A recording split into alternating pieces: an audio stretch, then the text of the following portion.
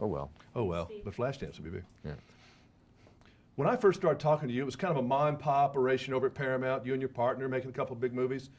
Now how is this Jerry Bruckheimer to work for as he grows? I have no idea. You know, I just get up in the morning and roll out of bed and try to do the best I can every day.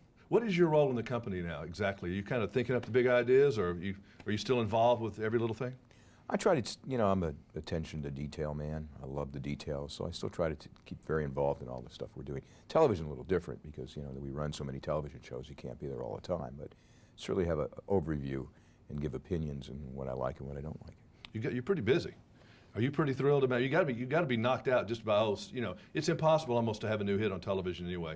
And then to get a tent pole like CSI, and then to spawn it off like Law and Order did and have two, you got to be real thrilled about that.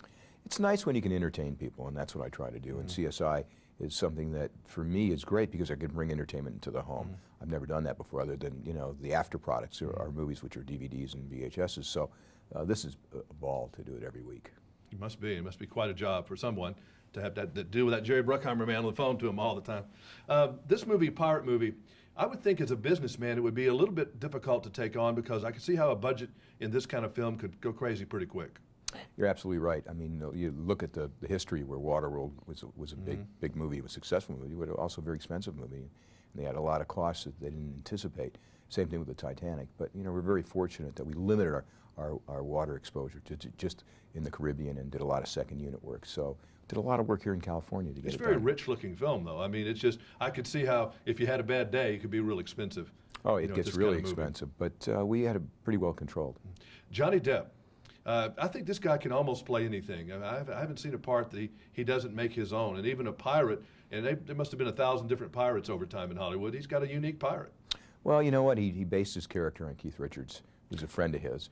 And I think that really inspired him for the performance that he gives us. And he's a unique guy, and that's why we hired him. He's comes out with such wonderful characters. And Jeffrey Lewis is more of your kind of guy you'd probably find in the 1940s or 50s in a pirate movie. Yeah, Jeffrey Rush is really a talented. He's a classic. Classic actor, and I mean, he gives his character such flamboyance, and yet you believe him. What is it about pirate movies that's, you know, there are war movies and there's about 10 or different kinds of genres. And this really is a genre. We haven't seen it much lately, but what is it special about pirate movies that seem to get little kids particularly?